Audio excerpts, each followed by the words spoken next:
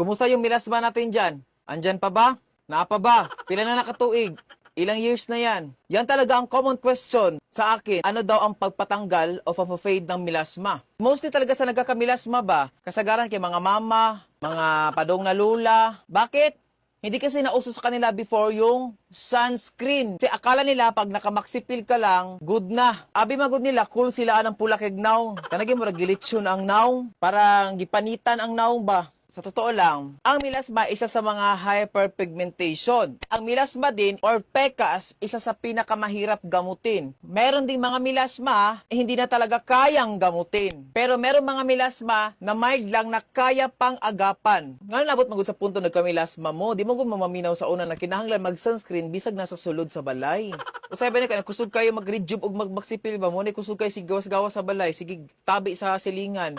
Para sa meron mga milasma na ito ang dapat mo gawin. Hanap ka ng ingredients na merong niacinamide at vitamin C. Ang paggamot sa milasma ay hindi yan 1 week, hindi yan 2 weeks. Matagal yan. Isa sa mga dahilan bakit matagal din, alam mo yung nag-skincare ka na, nag-rejuve ka na, imbis na mawala yung milasma, lumala. Bakit?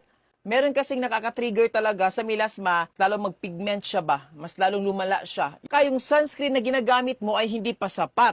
Yung blue light, yun ang dahilan ba't lumalala yung ating mga hyperpigmentation such as acne marks at yung PECAS. Habang nagpapagaling tayo ng milasma, yung PECAS or mapasanaw, kumbaga morg nabuyagan ba, sobra katabian, pula kay gnaw, at least man lang, habang nagpapagaling tayo, gumagamit tayo ng mga treatment, meron tayong totoong panlaban talaga na yung blue light, kaya niya i-block. Alam nyo ba kung ano yon? Instead na sunscreen, yung gagamitin natin, dapat tinted sunscreen na meron siyang iron oxide. Ano yon? Which is, ma-block niya talaga yung blue light. Mas mabilis mapagali ang ating milasma or hyperpigmentation. Ang dami nagtatanong, anong the best na sunscreen para sa akin? Hindi ko sila masagot ng direct kasi depende pa rin yan sa skin concern mo.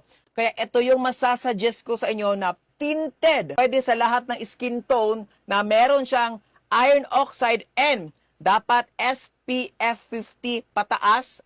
Ito yon.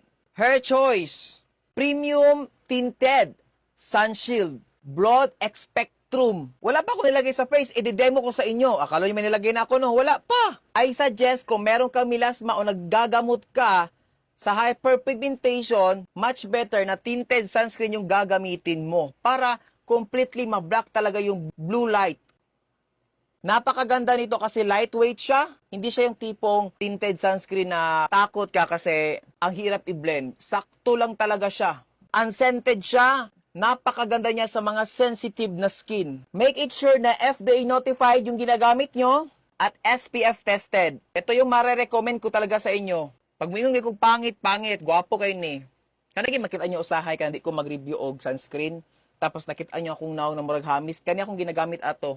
Tapos ang finish nito, meron pagka-glass skin, andun pa rin yung, hindi ko siya ma-explain ba, andun pa rin yung matte, pero glass skin. Mura kung amaw ka ng, ano siya ba? Kahit glass skin siya malagkit. O, ayun. Before, nasa 200 plus ito, ngayon nasa 199 pesos na lang ito. Na-order ko to sa Her Choice PH. Kung sa Facebook page mo to mapapanood, punta kayo sa TikTok, search nyo ang Her Choice PH. Pero kung dito mo ito mapapanood sa TikTok, nasa showcase ko lang. Nasa showcase ko lang ha. Minsan ba, mga kapwa affiliate, imbes na to cart at to showcase. Pero okay lang.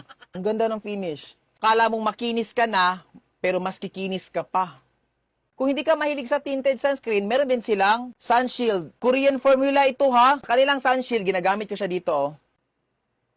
For example, yung gagamitin ko na polo is white. Ito yung gagamitin ko sa leeg. Oh, protektado pa rin yung leeg ko.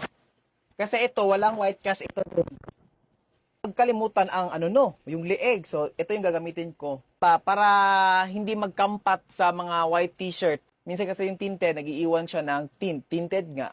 Yan, isa sa mga tips ko sa merong mga milasma kasi pati yung Facebook page ko sa Messenger, pini-PM na ako. So, ito na yon. Her Choice. Your choice. Ikaw na bahala. Comment down below kung ano pa mga katanungan nyo para masagot natin sa next video.